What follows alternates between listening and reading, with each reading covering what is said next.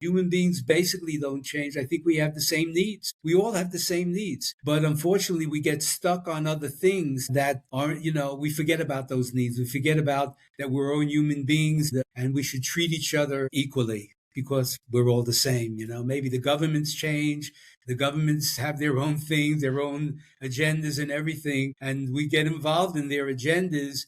But when it gets down to it, the humanness, the basics, we all want the same. Welcome to the Richer Soul Podcast, where we share how to live in harmony across health, wealth, time, relationships, and spirituality. How do you bring them all together to live your ultimate life? The best thing is we've got nothing to sell, just great advice from people who've succeeded and lived that dream. Welcome to Richer Soul, Michael Dorfman. It's great to have you join us today. Thank you very much, Rocky. Great to be here. I was looking forward to it. And I'm excited to learn from you. We always like to start at the beginning. What was it like when you were growing up, and how much did your family and school teach you about money? Well, I was born a long time ago. I'm 84 and a half, going to be 85 in January. I was born in 1942, approximately 1 month after Japan invaded the United States, Pearl Harbor. So I was born during the war, and my father was a painter at that time. He came across he was from Russia. They had to escape because of during the Russian Revolution. We were born a Jewish family. He escaped with his family and came to Brooklyn, New York, where I was born. So life we were actually considered, I guess, middle class. I remember we used to pay $60 a month rent for our apartment.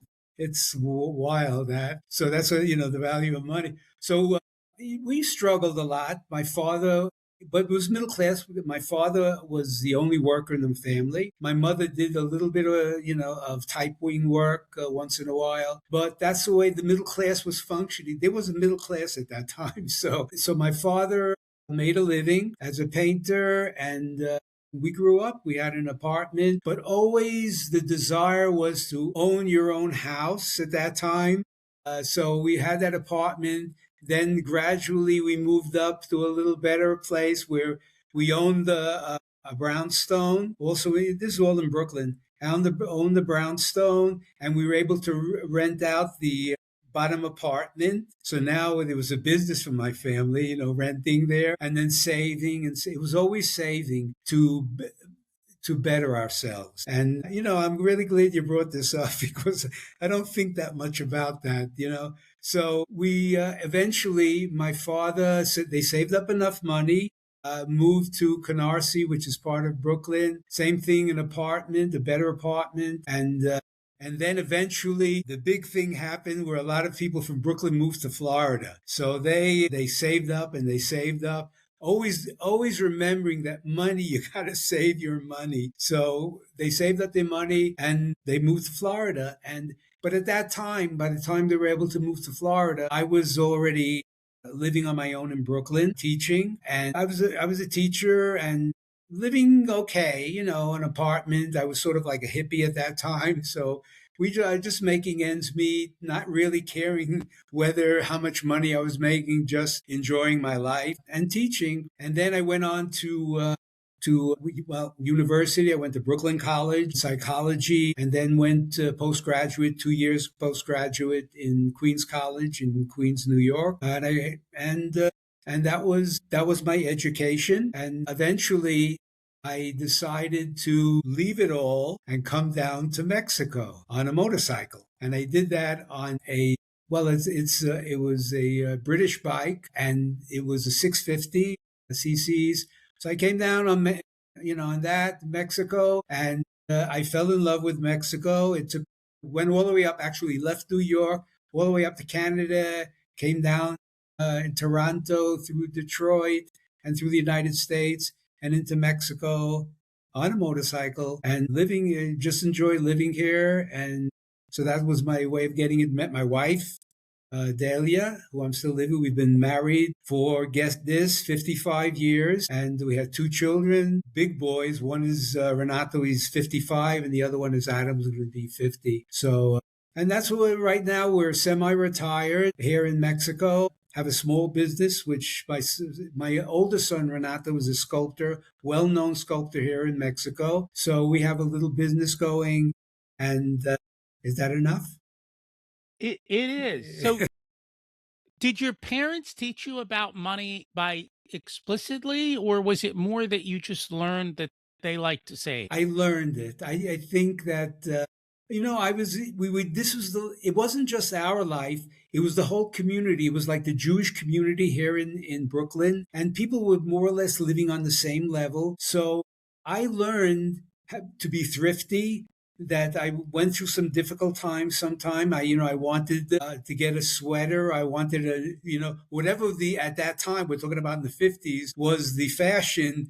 We had white and black shoes. Everybody, my friends got a sweater. Mom, I need a sweater. All my friends have a sweater. So, but I was always thought we can't afford it. We can't afford it yet, but they tried. And eventually I would keep up because you had to keep up, not with the Joneses, you had to keep up with everybody else who was in high school. All the guys, I was a member that I played football in high school. So you had to be somewhat into the fashion there. So, but you always knew that this is the way it was because they came from the Europe. It was always a struggle. We're talking about the 30s. Not all, and I was thinking about this recently. They went through my father went through the Russian Revolution, came here, and that was a big struggle. And then they went through the Depression. They got through that. Then we had World War II. And then all of a sudden, after World War II, everything changed because the U.S. was in very good shape at that time because they came out the winner. And then all of these appliances came. You could buy a car and you can get a washing machine and really a good refrigerator. And I remember they were trying to save up to get air conditioning. But before air conditioning, we would get this big fan on the window that would take out all the humidity. And I remember our first TV was in 1951. We got an Ainsley. So I was like 9 years old and it was like, wow, we got a TV. We were just like the neighbors. They had the first TV. We had to go over to their apartment to watch Milton Berle or, the Lone Ranger or whatever was popular on TV.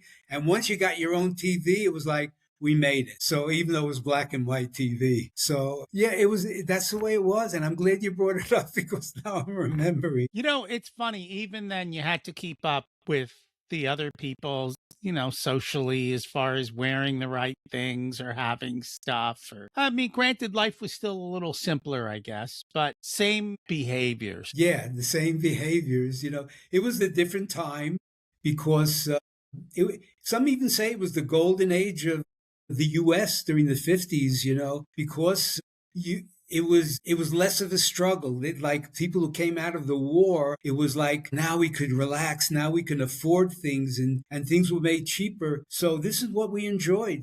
Things have changed now. It's a whole different story now. But the basic thing of the human desire to get better, really improve your life. That's such an important part of living, just know that there's these goals that we have. But I also remember what you said about your dad going through, escaping a country, dealing with the Depression, dealing with the war. So they did go through a whole lot of struggle prior to the good days, I guess. Yeah, you know what, Rocky, and I just want to mention this is I'm a writer now, and I look up my father because they went through these struggles, just during leaving Russia and going through the Depression.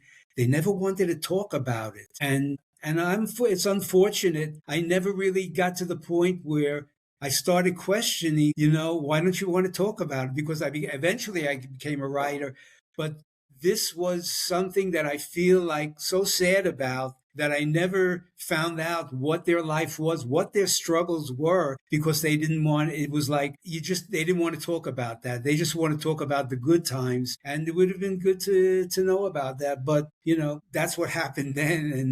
And now life is what it is now. But I think that's very true of that generation, that they didn't necessarily talk about the bad times or that they just dealt with it and moved on. Yeah, I suppose you're right because my brother is still alive. My brother's actually in his 90s now. We're like the two left in our family.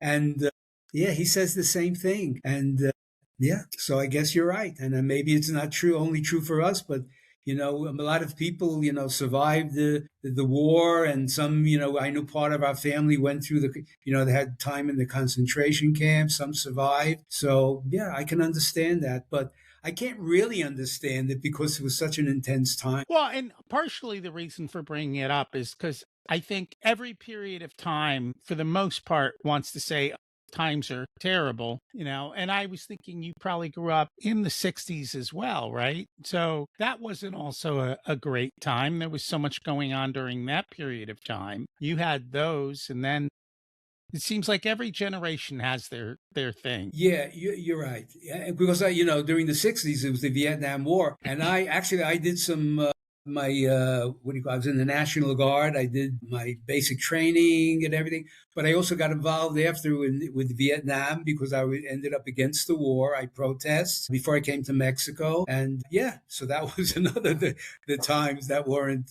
so great. There was protests and What was it that drove you to Mexico? I think what drove me to Mexico was I wanted to get a different experience. I had read about Mexico, and I think I just want to because I was 2 years postgraduate in Queens College. I just wanted to get away. I just wanted to have a new experience. I wanted to yeah. I just wanted to get away from where I was brought up. The times, some great times, not so great times growing up. But I just thought it was a great time to just leave it all and just go, and not knowing where was it to leave, where was going to direct me, what was my life going to be. And it went through a lot of different things because I got to Mexico and I traveled through Mexico. At that time, we're talking about the 60s. Now Mexico is over 20 million people living in Mexico City, for example. And at that time, it was only 8 million people. So Mexico was an incredible country where you could hitchhike. You can, it was a freer country. And at that time, so I spent my, 20s there, the mid 20s, from then on, in a country that was free, felt free. There weren't that many Americans that were coming here. A lot of Europeans were here, younger people like that. And I met them and we traveled. I went also to Guatemala. And so this was my life then. I was a hippie, just going around, not caring about too many things. And then until I eventually met my wife in 1969. Long, long time ago. Long, long time ago. For a lot of people, the new generations is like, wow, that was a long time. As much as the world's changed, has it also stayed the same? Yeah, well, I think that human beings are human beings. We love the same things. We want the same things. We want to enjoy our lives. We want to feel love. We want to have good relationship with each other. We want to have a roof over our head. We want to make enough money so we don't have to scramble and where our next meal is coming from. So I think the basic things, human have always been the same. Once enough to eat. We don't have to, not like our ancestors where they had to go from meal to meal because they didn't have a refrigerator. So things have improved, being able to, enjoy the technology that comes in. We like technology. Unfortunately, maybe we get too attached to technology, which I think is happening in the world today. The technology starts controlling our lives, and maybe I'm getting into maybe we forget the basics, what makes us human, and we love to be with each other. Human beings are social creatures. We love to have a community, and we do very well with others. But unfortunately, now I'm just seeing there's so much loneliness in the world today that people are on their phones, and they don't get together as much as we did. I remember when we were kids, we used to go over to everybody you just go over to somebody's house. You didn't have to call, make an arrangement, an appointment, find out that they're busy and they can't see you till next Thursday at this and this time. There it was like community. We lived that way. And that's what I remember, So life, we don't change. Human beings basically don't change. I think we have the same needs. We all have the same needs. But unfortunately, we get stuck on other things that aren't, we forget about those needs. We forget about that we're all human beings and we should treat each other equally. because we're all the same. Maybe the governments change. The governments have their own things, their own agendas and everything, and we get involved in their agendas. But when it gets down to it, the humanness, the basics, we all want the same. Makes a lot of sense. So, what inspired you to get into the longevity space? Okay, well, I think the decision was when I found out I was getting old. So, but I was into health. Actually, I was into health in 1976. Both my wife and I, we became vegetarians in 1976. Before that, we ate meat. I was in the standard American diet, meat, dairy, eggs, and some, fruits and vegetables. But I was I played high school football. I was, I wasn't taller than I am now, which I'm not very tall. I'm 6'9", no, I'm 5'9", I'm 6'9". No, I'm not that tall. 5'9", and maybe I'm a little shorter now because you get older, you sort of compress a little bit. But I was 5'9", and I played football. I played the line, high school football. I was big. I weighed over 190 pounds in high school, and I even had 4 scholarships to university. So, which I eventually did play because they were too big for me, these guys. But anyway, in 1976, I became interested in Eastern philosophy and religion. I was reading on that, Zen Buddhism, Hinduism, and because I liked that, I liked what was happening on the other side of the world. It seemed that they were treating people nicer, and it was more basic. So anyway, but I became a vegetarian in 1976, but it wasn't really primarily for health reasons. I became a vegetarian because there were a lot of vegetarians on that side of the world in the Orient. And I figured, well, I'll do that. So I did that, and I was a vegetarian for years. I mean, we're talking a long time ago, 76. So I was getting sick, even though I was okay mostly. I was losing some weight, which I was happy about. I was getting sick a couple of times a year, not terribly sick. I was getting flu-like symptoms. I was getting sore throat, fever, congestion, headaches, but it was happening every single year, like once or twice a year. And I didn't know why it was happening. But my brother, who was actually 90 last year, he's doing very well. He was vegan, plant-based at that time in 76, like for 10 years. And I don't even know if they even knew very much about the word vegan at that time. So he told me, because he was doing very well, he said maybe the problem was the dairy. So he said, why don't you try giving up dairy? And I said, well, good luck with that. I love my pizza. I love my cheese. So I decided, no, I'm not going to do that. So I kept on going. And then finally, I read the book. He told me about the book, The China Study, by T. Colin Campbell. He's a biochemist. Well, he's in his 90s now. He's still he's very active, writing. So he wrote the book, The China Study, which was based on he was contracted by China in 1980, I think it was, to do a study on cancer in China by the premier Zhou Enlai, who actually eventually died from cancer. We wanted to find out. They came up with maps about why is there this type of cancer or more cancer in the larger cities than in the rural areas. So that's what they did. So Campbell went with the research team, and they joined up with the research teams from China, and they did this whole study I think it was over 160 communities of municipalities in rural China, finding out, well, what's going on there, and one of the main things they found was that it was mostly plant-based, that the meat was eaten in the larger cities where the cancer was, and much, much less, and they didn't suffer the same diseases, these chronic diseases in the rural areas of China as they were suffering in the cities. So this was some of the results they had, and it was from plant-based eating basically, and also as I remember. He writes about this. He's written several books, Campbell. He writes about this, that he actually, because he grew up in a farm, and I think his father passed away in his in the mid 50s. So he grew up in a farm and they eat, they had a lot of dairy and meat, And he went and he eventually changed to plant based. And that's why it was part of this was the China study. And he came up and he started doing studies in laboratories where, and I remember this study that he was doing study with rats because he's a biochemist, wasn't an MD. And they did studies on the protein and the cause of cancer in rats. And he came up with this, that it was casein, which was the main protein in milk, cow's milk, that was causing tumors in mice. And so they had it and I remember it was when the amount of casein was over 20% of the calories, the protein was a part of the calories in the mice. They all developed tumors, cancerous tumors. And then when it was reduced below 5%, the tumors went away. And he was able to manage the tumors going up and down just by manipulating the casein. So that was the thing that really said, I'm going to go for it. I'm going to give up dairy. So I did, and that was 18 years ago. And I've been whole food plant-based since then.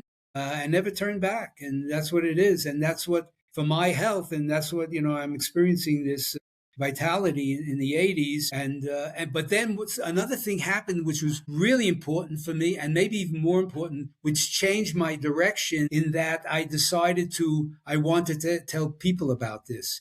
Because at that time, when this happened, it was for my own health. I was enjoying my life, feeling really good. A friend of my wife and I, Beatrice, she had a heart attack. And this was 16 years ago. We were living in Mexico, in Cancun at that time. And she went to the hospital. They did a quadruple bypass heart surgery and they sent her home. It was successful. She was okay for a year. And a year later, she started complaining about pain in her arm. I think it was the left arm, which is also a sign of possible cardiovascular problems. So the doctors called her back again, and they wanted to put a stent in because there was blockage in the vein that replaced the original artery to the heart. So they wanted to put the stent in. Now, when you get a stent, having a stent put in after, heart surgery is normal. People go through this after a year or 2 years after. And the main reason is that you still have the initial cause that caused the blockage in the first place. So the end result for Beatrice is that they told her, we can't put the stent in. Why? Because the vein that replaced the artery was too narrow. So they sent her home and they told her they couldn't do much for her and they sent her home. But what they didn't tell her, and they told my wife, who accompanied her to the hospital, and her son, that she had about 6 months to live. So I was back in Cancun when she returned, and I had already been reading about doctors and health professionals who were having success reversing heart disease through plant-based foods, through a plant-based diet. And the number one book for me was written by Dr. Caldwell Esselstyn, who was the chief of staff and one of the top surgeons at the Cleveland Clinic. He's also in his 90s now. So he was wondering every year, how come there's more and more heart disease when our technology gets better, our learning gets better, and yet more and more, and not only in the US, worldwide. So he turned his direction towards plant-based foods because he was learning about that. And he created this diet, it's a strong diet, extreme diet on plant-based foods for people who are having terrible problems, cardiovascular disease. And he was in the Cleveland Clinic, so they were giving him patients, and he was having a 95% success rate with turning this around. And people, instead of living months, they were living 10 to 15 years longer. So I gave the book to Beatrice. And at the very top of the book, it's called Prevent and Reverse Heart Disease by Dr. Caldwell Esselstyn. It says the book that turned Bill Clinton's life around because he got involved. He became plant-based mostly, and he's doing pretty well now because he was getting stents put in. I think, a year or two right after his surgery, and he didn't want to do that anymore. So anyway, I gave her the book, and she read the book, and she decided to make the change. So instead of living the 6 months, that she never found out until the very end, that she was told she only had 6 months to live, she lived almost 10 years. And that for me was like, That had such an impact on me because it wasn't something I read about. It was a friend that actually was happened to. And the doctors were amazed that this was really happening. She was getting back to her normal life, So anyway, and then I started wondering and questioning how come this isn't the default diet for people who go through heart surgery. It's this, I mean, if it works, how come? And in fact, I remember she said when she got out of surgery, the first meal she had was bacon and eggs. So, and you find out that doctors aren't really trained in nutrition, and in lifestyle, and this is what happened, not only for heart surgery, but in general. So doctors, the number one, the default, movement is towards pharmaceutical drugs. That's, not learning about not teaching you how to, be healthy through lifestyle. And that is very true. Doctors are not taught how they're more taught how to handle sick care. They're really not taught how to stay and be healthy and how different things affect the body. It's getting a lot better, but I think we're still a far way off that you've got to find people who will actually help you with this. Now, you've written a book called The Longevity Wellness Revolution. What inspired you to write the book? Okay, well, I wrote my first book in 2019, which was The Thriving Vegan. And at that time, I was 100% plant-based, which I basically am now. But at that time, the book was written about, the importance of, it was like almost everything was written on about, the solution is plant-based foods. So that was that book. And then I wrote my second book, which had nothing to do, there's something to do with nutrition. It was the information warfare. It was about how information is being manipulated, and it is being manipulated all the time now, and even in the health industry. So I wrote that book. That was 2 years ago. And then I just realized, hey, you know what? I'm sort of like in my 80s now. And, I'm really enjoying my health. And I'm just wondering, what's going on here? Because I know that, and I'm here in Mexico and we have a terrific expat community here. There are thousands of expats from the U.S. living in San Miguel de Allende, where I live. And we have a great pickleball community. I play a lot of pickleball. So that's one of, my favorite sport right now. So, and I see what's happening. And in general, the people living in the West and this on the standard American diet, we are used to being told that in your 70s, chronic disease is sort of a normal part of aging. You can expect that, because over 70% of the people in their 70s have at least one chronic disease. And it's even saying that even earlier than that. So people expect, they're being told, it's a narrative that, what's the life expectancy in the U.S. or in the mid 70s, upper 70s. So you sort of expect that, well, it's time to wind down and, you're over the hill, by the time you get in your 80s, you could survive. There's no problem with that. There are people who live into their 80s and 90s. You could survive, manage your illness, like you were saying, manage your symptoms and through pharmaceuticals, etc. So there it was. And then you were also told, you get to 65 and in 65 you retire. And then when you retire, you just slow down, you hang out, you can do all the things you wanted to do. You don't have to work anymore. So here it is, I'm in my 80s, and all of a sudden I'm saying, well, what's going on here? Because I'm not living that life anymore. I'm really active. I'm really, thriving because I'm not looking at the 80s as slowing down. I'm looking at the 80s as getting more vital, more vitality, more, enjoying that energy. So all of a sudden I said, I'm going to write about this. And why, the name of the book is The Longevity Wellness Revolution. So that, when I brought longevity, there's a lot. Longevity is extremely important topic now. Everybody's writing, all the, research is writing about longevity.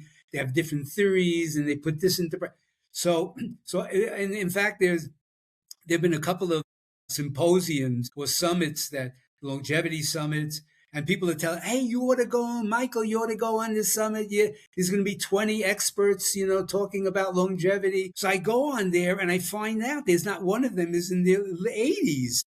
hardly any of them are even, they're in their 70s, they're in their 50s and 60s talking about longevity. And I said, wait a second, I should be on that summit because I'm living it, what they're talking about. And so I decided that, so this, the wellness is better than the word than health, because wellness is more encompassing. It's the physical, the mental, the spiritual, the emotional, it's all about this overall health as wellness. And the revolution is we got to look at it in a different way. And that's what, and another, one thing that really inspired me was the blue zones, which I did a lot of reading on and I followed. And I incorporated, because the people in the blue zones are the longest, healthiest and longest living people on the planet. And so I started getting into that and adopting what they're doing, their lifestyles. And then I, ended up, my son got involved in somatic therapy, and I'm getting into new ones that I'm applying in my life because I'm looking at my life now. I've taken on a new identity or a mindset, because mindset's a very popular word now.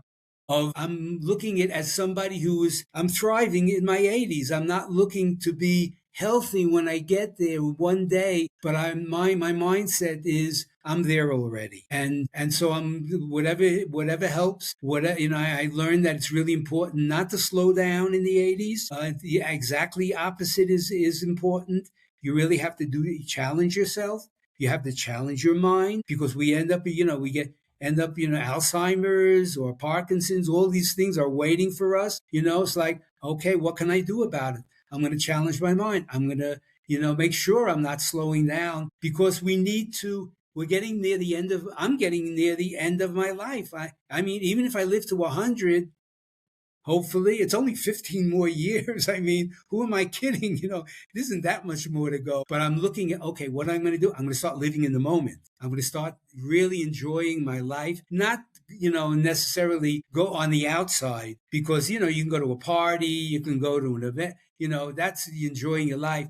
But I think when you get older, for me anyway, is I want to enjoy myself. I want to enjoy my inner part, my inner self, get in touch with my inner self through meditation, through breath work and things. So this is what I'm doing as I go along. I'm seeing what can I do to really continue this, because especially if I'm going to want to share with other people what's happening with me and what I can do, what I'm doing, I want to make sure that I'm living it, because it's different, when you talk about it because you research the topic, than it is when you're actually, living it. So that's what's important. What do you think has been most impactful or helpful to you aging with more vitality? I think, to me, it's it's plant-based foods. Now, I've been doing it's 18 years already. 18 years already. And but I've changed somewhat, because now as a coach, I'm a health and nutrition coach. As a coach, I know that, people have trouble. The hardest thing to do for many people is changing diet. You look at people change their diet all the time. You go to Wikipedia and you can find I think it's over 100 diets already they listed there. So people go from one diet to another. And for me, I think the most important thing that I've come to, for me, what I feel is that you need to introduce more plant-based foods in your diet, even if you're in, because the most popular diet in the U.S. now is the ketogenic diet, the keto diet, the paleo diet, which is even, supported even by Kennedy Jr. It's part of the latest, the guidance, the health guidance, so nutrition guidance. So if you want to do that and you want to eat some meat and dairy, okay, but you need to introduce more plant-based foods. Why? Because you need the fiber. Fiber is crucial. And, people are so worried about protein. Protein has become the thing, but, for me, it's very easy to get protein on plants. You look at, there's so many elite athletes, that are living proof of this, whether it's Tom Brady, whether it's Kyrie Irving, whether it's, what's his name? Not Federer, the one who's the number one tennis champion. Well, he's sort of retiring now. You have the Williams sisters, you have rock climbers and marathonists. I mean, you have boxers. David Hay, two-time world champion, heavyweight champion, was plant-based. You even had the Tennessee Titans. This was years ago, a few years ago. They went to the I think the division championship, and they had one vegan on the line because his wife cooked vegan for him. It ended up by the end of the year, there were 13 Tennessee Titans were vegans on that championship team. So, and then you go, to look at the some of the strongest animals in the world. You look at the gorilla, the elephant, the hippopotamus, the rhinoceros, the water buffalo. They're the cows, not that strong. Horses, they're plant based, and so for me, it's like it's a no brainer getting your protein and enough protein because you get them. I mean, I play. I'm experienced vitality and enjoying my life on plants, and so anyway. So, but for me, the fiber is the problem, not the protein. The protein you'll get from the plant. What we're missing in the diet when you're not having enough plants is fiber. And why do I mention fiber? Because fiber is the main food, is the favorite food of our microbiome, or we know as our gut microbiome. These are the bacteria, these are the microbes that live in our gut that thrive on fiber. And the fiber is what when we eat it, it doesn't get digested, it goes through it, and it goes right into the colon. And that's what they do. They ferment it. So that's why they say, hey, eat more fermented foods, because that's like a popular thing now. But that's what the fiber does. It changes the fiber into fermented food, and then you get the short-chain fatty acids like butyrate and acetate. And this is what strengthens your colons. This is what strengthens your immune system. This is what gives you health. So we need good bacteria to help us because we are living in a sea of microbes, 36 trillion of them that are inside our gut, inside our whole body, on our skin, in our mouths, and most of them are friendly. So the great majority of them are friendly, and then when we feed them the good stuff, they get stronger and they help us be stronger. So the unfortunate thing in the diet, the standard American diet, 95% of the people don't get even the minimum amount of fiber that we need to really thrive, even to avoid chronic diseases. So that's what it's all about. I think women supposed to get 25 grams a day, and they only get 15. Men are supposed to get 38 and they only get 15. So we need to get more fiber in the diet. So I say, okay, don't get rid of the meat. Don't add more plants, add more whether it's grains, whether it's beans, whether it's vegetables and fruits and seeds and nuts. There's so many beautiful things, all different colors. You start adding more to your diet, and then you will experience, maybe you'll lose some weight, maybe you'll feel more energy, more vitality, because it's important to get, results from it. So that's what I say, is that add more into your diet, just change a little bit, maybe one more meal a week. And we love plant-based foods. We really do. The things we love to eat. We like guacamole. We like cereals. We like hummus or hummus. We like, there's so many things we probably, soups, vegetable soups. So yes, okay. No, I think the biggest problem is in the United States, it's hard to find great tasting vegetarian food if you go out. Whereas in other places, it's much easier to find foods that taste great, that are vegetarian. And once you get to experience that, you're like, okay. Because at the end of the day, that's really what people want, right? Food that tastes good. And as long as you can find that, I think that's the case. I just know it's gotten much better in the United States, but in the past, if you were vegetarian and you went to a restaurant, good luck. Like, they might have one option for you, right? Or it was so carb heavy, like otherwise, that it's not really healthy. So that's always been a struggle. Beyond food, what else have you found to be helpful? Exercise, very, very important. I think that would be next in line. Exercise. It's interesting because in the blue zones, I don't know if you're familiar with the blue zones. Mm-hmm. Yeah.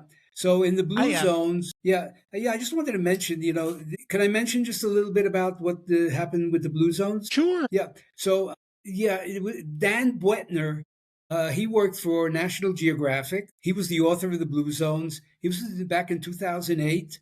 I think it was 2008 or 2009. He was sent by National Geographic to find out where the healthiest and longest living people on the planet live. So he went with it was a 2 year study. He went with his research team and they traveled around the world and they found these 5 places. One was Okinawa in Japan, Sardinia in Italy, Ikaria in Greece, Loma Linda in California, and Nicoya in Costa Rica. So this is the 5 places, populations they found. And it wasn't just to find out where they lived. They wanted to find out, are there similarities? Because if there are similarities among these 5 places that were separated by oceans, large land masses, then there's something there, so that's what happened. So the number one thing they found was what I mentioned about nutrition, the plant-based nutrition, even though, and it's important that most of these places aren't 100% plant-based. In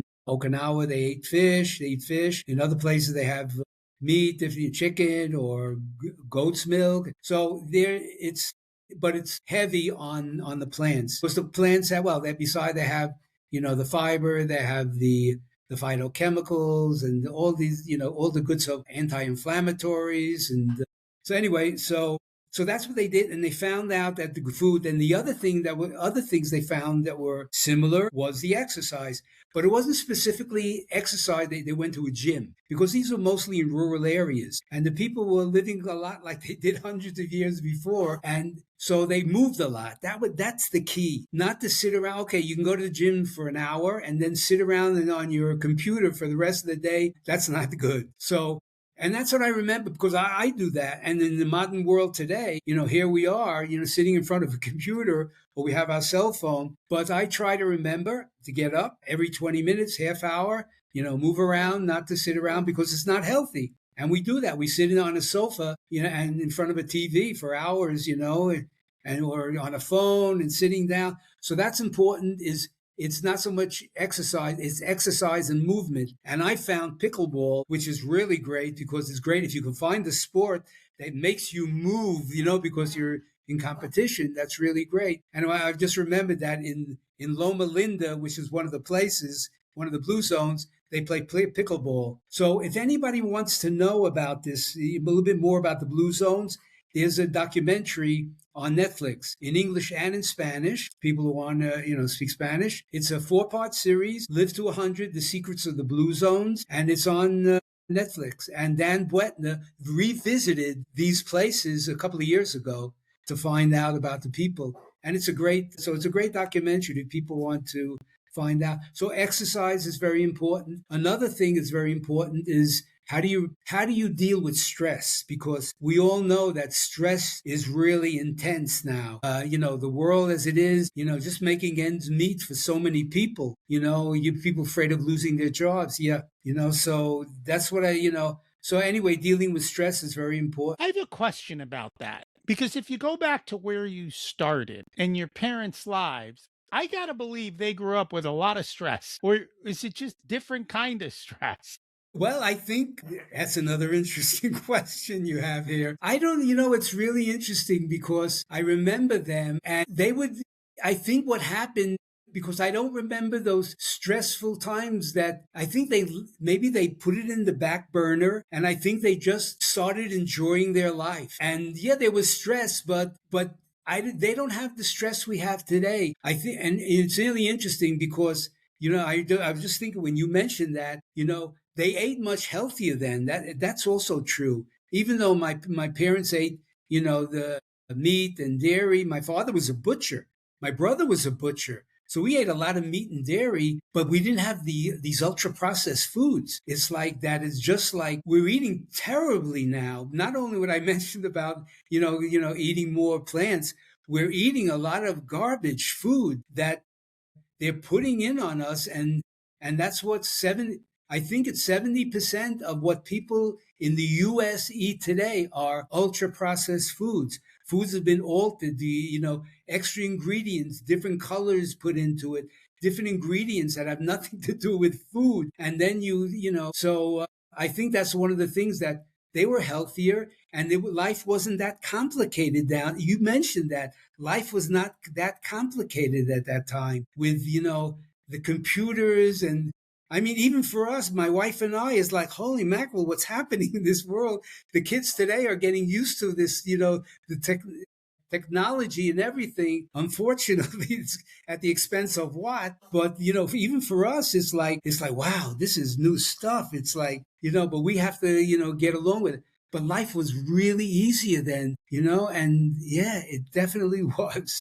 So I think they deal with stress, but I think one thing that happened and changed everything big time was the pandemic, because I think we started going through a lot of stress, a lot of tension between people.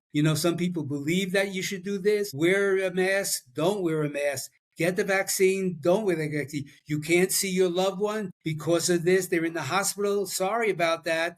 And this would put families in stress among themselves and against each other.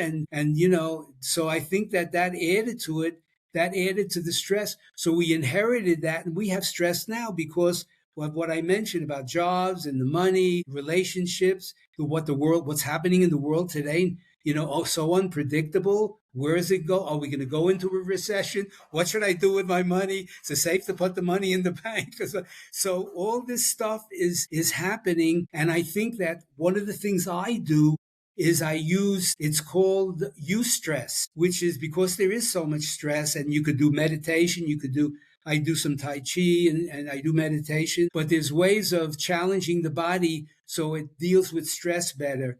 And so I incorporated new things that help me deal with stress more, beside meditation and just trying to go inside and remind myself that I am not everything that's happening out there is not who I really am. And just being reminded of that and connecting with ourselves and being reminded that we are not all the craziness that's going on. It's like that's a great perk to have, that to see things like that. And that's the way I try to see it. And that means, living in the moment. So a couple of the things I have added on to my life is I do breath work for calming down, especially, going as you get towards the evening. A lot of people, you get older, it's not that easy to stay, you fall asleep. You get up at night, you go to the bathroom or something.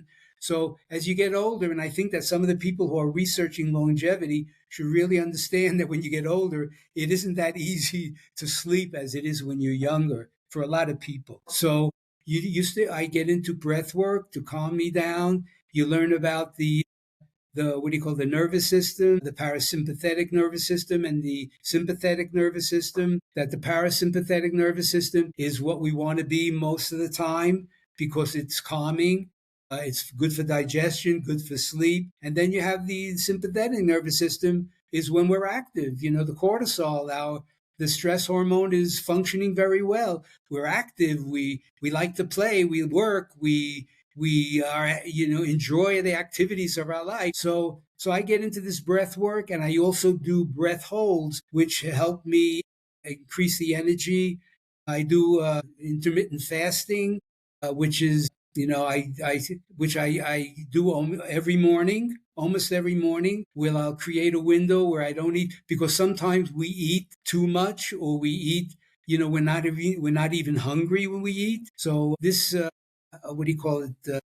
Type of fasting, the intermittent fasting helps with that. I also do cold and hot therapy. So it's basically telling me myself, I'm challenging you, body. I want to remain healthy. I want to thrive. I want to have energy. I want to have purpose. That's another thing that's really super important, having purpose in your life. We get into our 80s. What's driving us? What do we have meaning? Why do we get up in the morning? So when we have purpose, when we have something inside of us says, yeah, I'm ready to face the day because I love to do this, whatever it is, I love to write. I love to speak in public. I love to, take care of people. I love community. Caring community is very important. Where you people you enjoy being with. So these are all things that I try to encompass in my life and make it a daily practice to and remind myself that I'm here. We get one chance, we get one life. I know there's some people who think we come back, you know, we come back again, and that's okay. I don't know that for sure. The only thing I know is what's real is that I'm alive now. And this is a short life. It is so short. Rocky, I guess as you get older, you find out how short life is. When you're a kid, it's like, why? I wait. When will I ever be 16 or 18? You just can't wait to get older. When you get older, you just say, boy, it's going. Every day is like, what's today? Monday. Every day is Monday.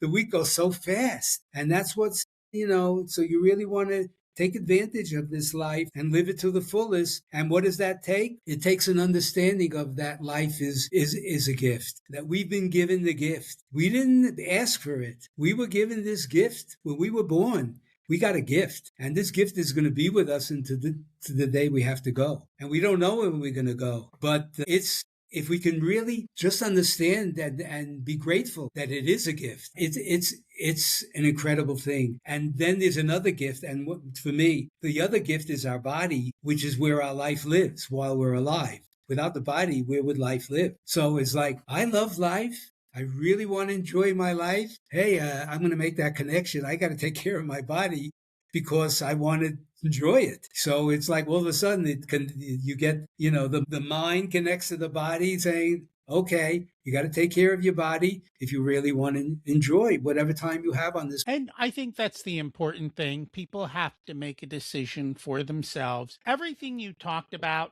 a lot of it is basic common sense, and yet people don't do it. As I look at you and I hear you, I see the vitality. I see how well you're doing. You're moving about. You're enjoying life in your 80s. And I think people need to start understanding that if you don't take action and you don't do the work early, it becomes too late to be able to enjoy the later years. And I see a lot of people who are not healthy in their 80s, and I see other people who are having the time of their life in their 80s. And you don't have to live in the blue zone. You can live where you don't live in the blue zone, and yet here you are living a wonderful life. You have the choice. You can do it anywhere you want. And I think that's the important thing is people got to make a choice. It's not that difficult. Figure out what works for you and go make it happen. But you know what? One thing you said is really important is that I think people don't really understand that they're not going to do something until something bad happens to them. And that's unfortunate but I think it's important for people to understand, my father, my father, he was during the war, World War II. He had two sons, me and my brother, and he didn't have to go to war. So they put him in the Brooklyn Navy Yard to paint the hulls of ships. And that's what he did. But the problem was he was exposed to asbestos in the hulls of ships because at that time they didn't know about asbestos. So he was exposed in the 1940s. He passed away when he was 78. It took 40 years for that cancer, mesothelioma, to advance enough that it happened, and all of a sudden it happened, so women, they go to their to get the exam, mammogram, and they early detection. No, it's not. It got to the point where they was able to be picked up by the machine.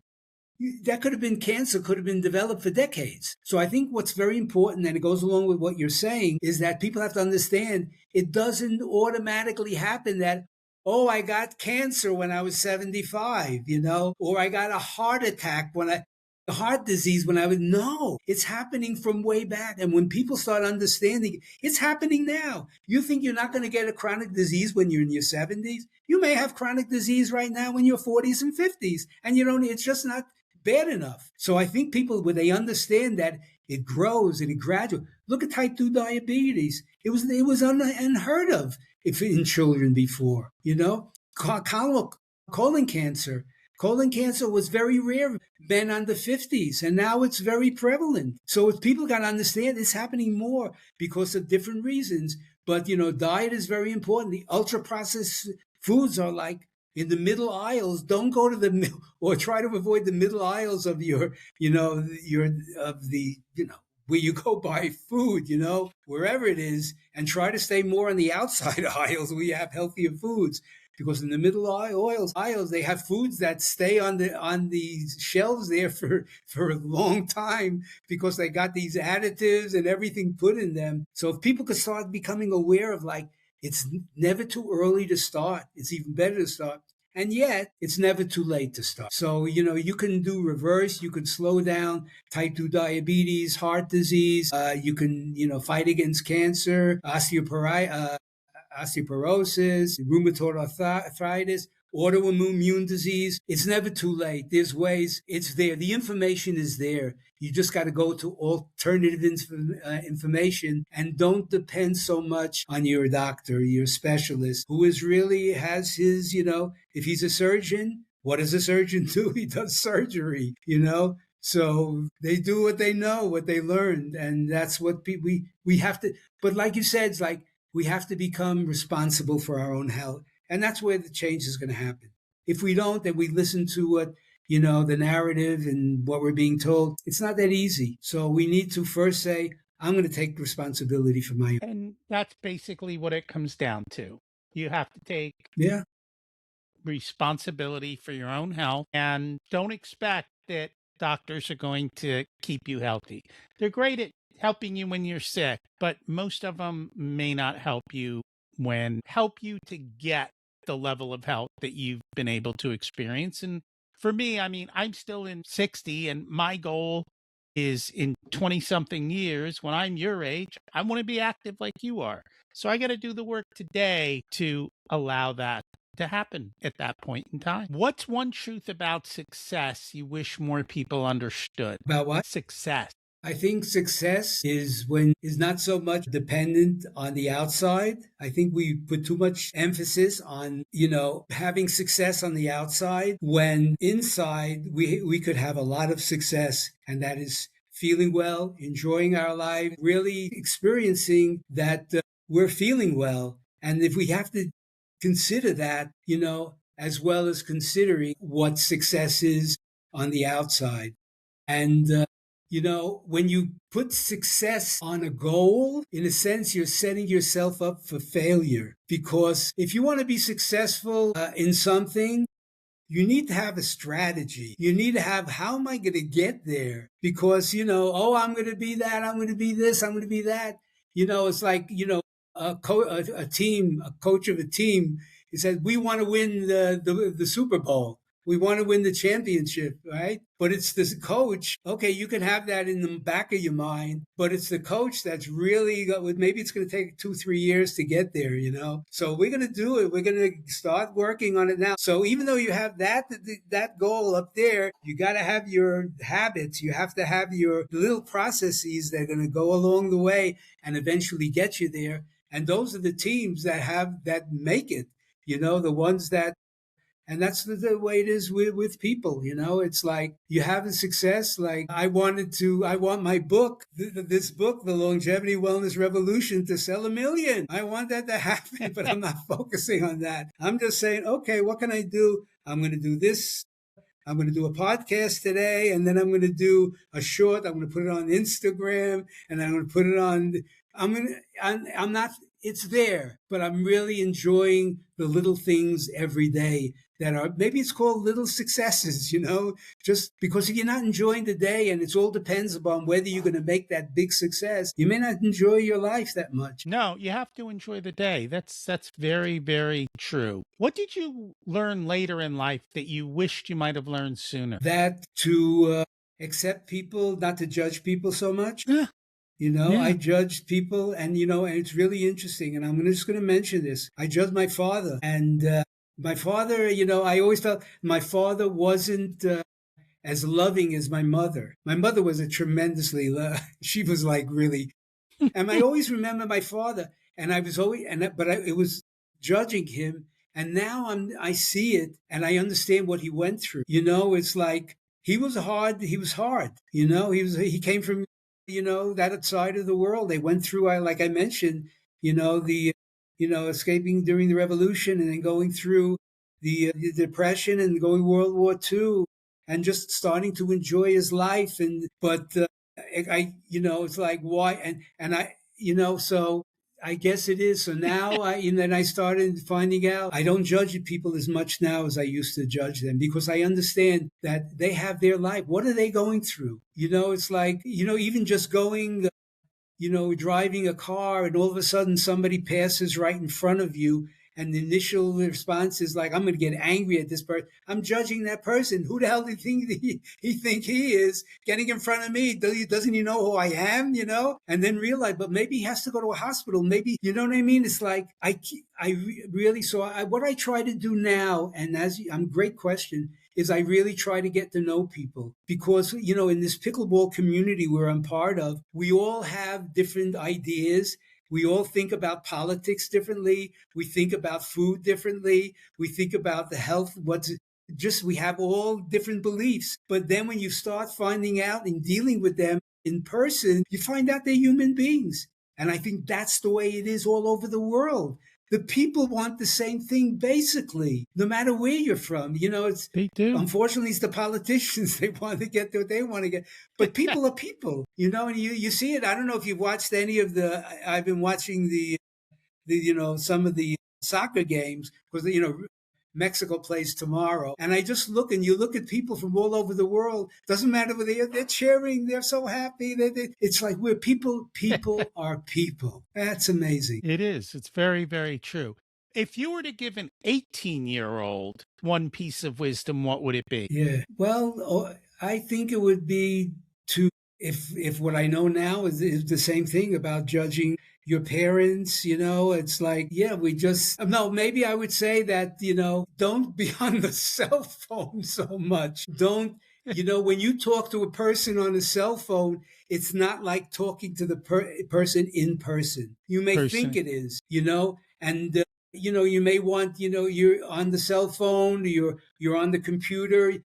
This is thing, and it's happening to my sons. They have their problem with their children. They can't stop them, being on the phone all the time, or being in front of any kind of a screen all the time, and they're missing out in their lives. And it's not only that, they're losing out on, they're being so infiltrated with what to think and what to believe because of the media that's coming through, through the phones, through the the internet, through the TV screen. And it's like, if I had, they're not going to listen to me anyway, so it doesn't really matter. But, meet your friends in person. That's what we always used to do. Play more, get out into the street. And we used to go out. You would probably remember the same thing, the way it was compared with, with what it is now. But I guess that's it. That's what I would say. Different time. Be with people and enjoy people, and don't judge them so much, and don't be so interested in how many likes or followers you have. It's all fake anyway. Yeah. If people would like to learn more about you in the book, where can they find you? Well, I have my website, which is similar to the name of the book, except that you get rid of the longevitywellnessrevolution.com. And I write articles. I come out with podcast. Well, my podcasts come out, or I come out with videos almost every week, every 10 days. So people going to my website will be really great. I have a Substack that goes out, and I'll give that to you. So if you can put that in the notes, my Substack. I'm on Twitter, trying to be there. I have a Facebook page, and yeah. Well, that's awesome. We'll put that all in the show notes. Thank you so much for joining us today. Thank you, Rocky. It was really great. I love getting all this stuff out, Absolutely. Hey, thanks for checking out the full unedited video of the Richer Soul podcast. You can get the full audio podcast with intro, outro, and a ton more details here on YouTube or whatever your favorite podcast player is. Don't forget, we've got hundreds of episodes for you to go back through, and you can also get episode information on the Richer Soul website as well. Don't forget to subscribe so you're automatically updated as to what's going on and every time we release a new episode. The first few episodes of the Richer Soul podcast actually lay out the entire framework that everything is built on over all of these years. So check them out as well. Thanks for listening.